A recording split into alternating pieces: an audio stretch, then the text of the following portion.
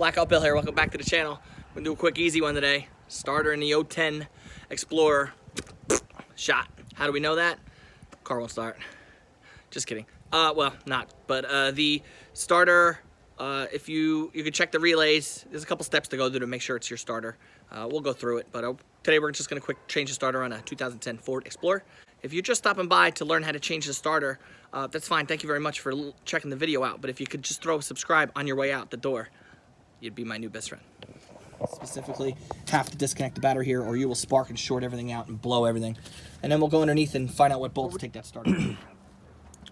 So when you go to start the truck, if it's not starting, you'll know it's the starter because the engine will not crank. Or you can at least narrow it down that it may be the starter if the engine's not cranking. First, you want to make sure your battery's charged up and full or good to make sure that the battery has enough juice to turn the starter over. Then you also want to check your relays with either a fuse checker or a test light.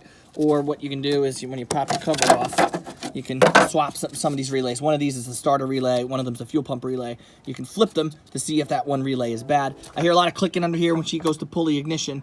And the other step you can do is the starter's right down here, and this application is pretty simple. It's underneath this exhaust manifold. Let's see if this is a clear picture. The starter is, can't see it with, okay, it's under the exhaust manifold. No, it's right there. It's under the exhaust manifold. I may pop the tire off. I may not have to get underneath a couple bolts there, but I was able to swing a crowbar underneath and bang on it. Some people, you can use a hammer if you have it. With someone turning the ignition over, you bang it with a hammer. Sometimes you can get it to free up and just to start to get you home. That didn't work as well, so based on those tests, flipping the relays didn't work. I'm hearing the clicking, it's not cranking, and I know my battery's good. Should be the starter, so we're gonna pop that starter out and put a new one in. Starter we picked up today was off of Amazon, relatively inexpensive, about 50 bucks. You can go through starters like you go through pennies or socks. They're remanufactured all the time and they're cheap. This one was $50, so a lot of times they'll give you a core charge. You can go back and return the core. Don't know if this has a core charge, but the nice thing about this starter is it's brand new. Brand new. So that's nice. If this goes bad, I'll have at least a year warranty on it.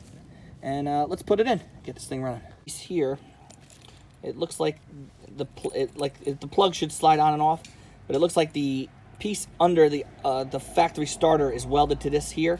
So we're gonna unbolt from the new starter this whole piece, and then we'll bolt the factory wire and this bracket onto this starter. So that's the only thing that's different so far.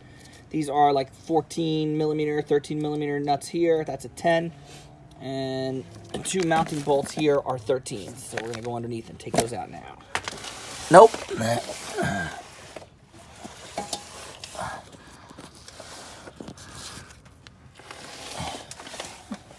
So from the front of the vehicle, palm straight on back. Here's the oil pan, and the starter's right there. Very easy to get to. There's the first number 14, and the 13 is up top, right there. Ready? There's the bolt right there. Right up top there. See it? 14, 13, right there. The one connector's up top, and then there's the other one. And it looks like to be a little bit bigger than a 10 on the factory starter.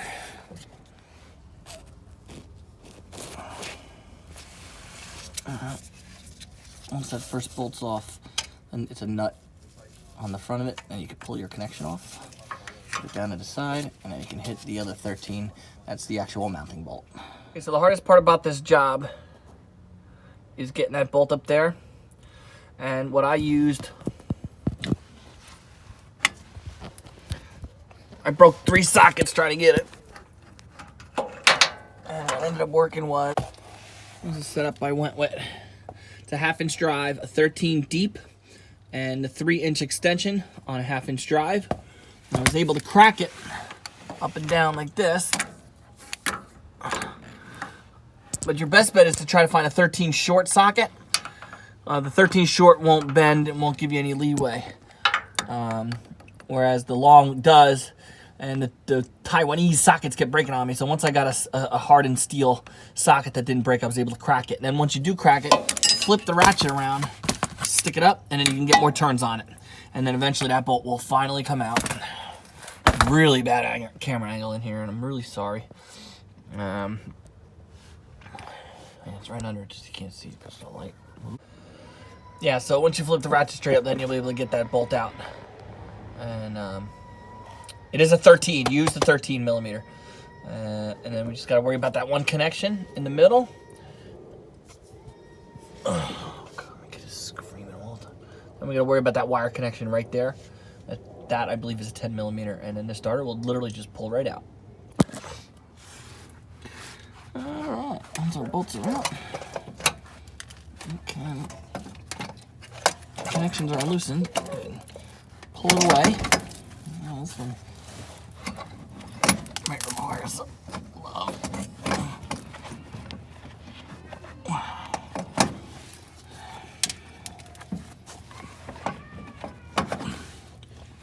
Really hard to do this with one hand.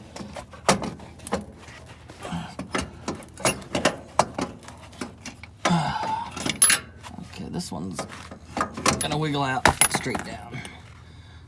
You just pull it up. Oh, maybe that one. A lot of times the solenoid that's mounted to the top gets in the way. There it is.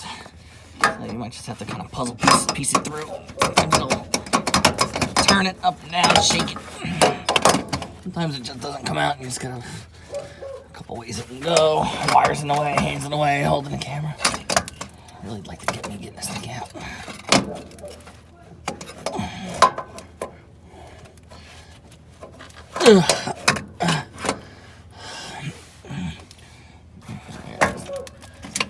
Oh, and getting it in is just as hard.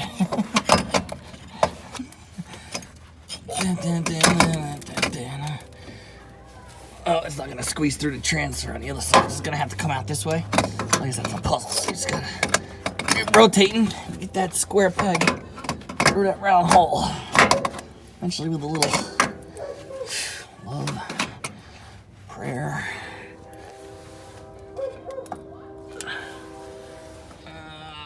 That hurts really bad. It hurts my arm.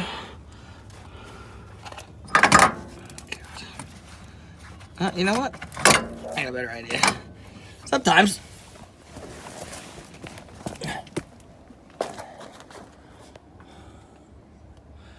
aha. Sometimes come here. Come here. Get you. Come here. I got you. I don't. Get your little butt. Sometimes come here. Come here. Get a little ass out of there. Ha! Go. Sometimes you just gotta reach in there and get it. So when you go to put the new one in, zoop, right down to the top. Piece of cake. Everything else is from the bottom. So you can see connections are a little corroded, but eventually the magnets wear out and this doesn't engage anymore. Or sometimes the solenoid just shoots out and the magnets and everything else inside will engage with a strong enough connection. And that's why they rebuild these all the time. It's usually just a couple parts that go bad. But let's check our new hardware. Okay, they look identical. Identical. Sorry. My cousin Vinny. And, oh yeah. Okay, let's show you what we're talking about here. Okay, so the difference. I took off this piece here. The connection has this piece soldered to the wire. So what we're going to do is we'll take this off, the nut and the bracket for the connecting wire, and it'll be just like this.